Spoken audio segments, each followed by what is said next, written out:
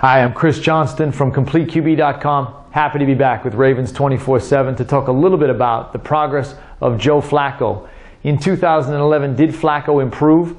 I think the consensus among Ravens fans is probably that he took a bit of a step back from the progress he made in his first 3 seasons in the NFL into 2011. But I think there are some areas where we actually saw Joe Flacco get better. Let's go back to Week 17, the tail end of the regular season. The Ravens playing the Bengals for the second time this year. It was on the road at Cincinnati. One of the areas where I've seen Flacco get a bit better, especially over the last 2 seasons, is in his ability to recognize a lot of defenders at the line of scrimmage and the potential for blitz action.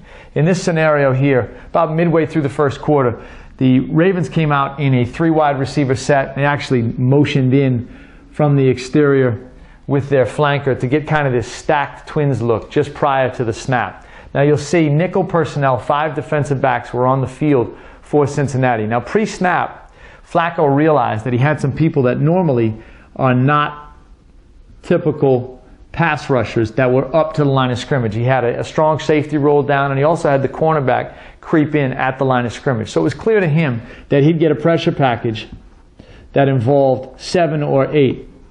In this situation here, it wound up being a total of 8 defenders that got up the field. The most significant is 3 off of this 2 receiver edge. So Flacco had to recognize that immediately early.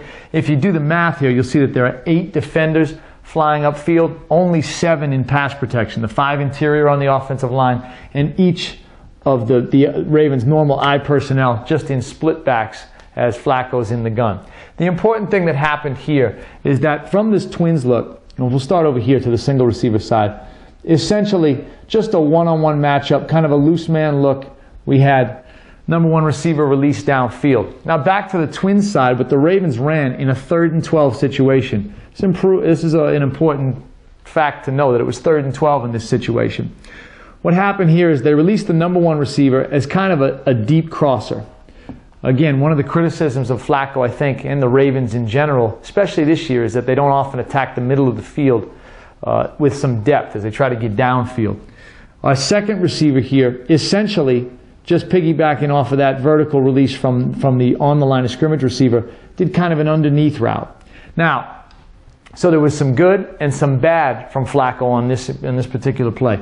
First is he recognized, as we said, pre-snap, all the defensive pressure. So he readied himself. He got his points, I call them their points. He got his hip and his shoulder aligned downfield to throw the ball, not with his chest square to the line of scrimmage. He was prepared to throw the ball in a hurry.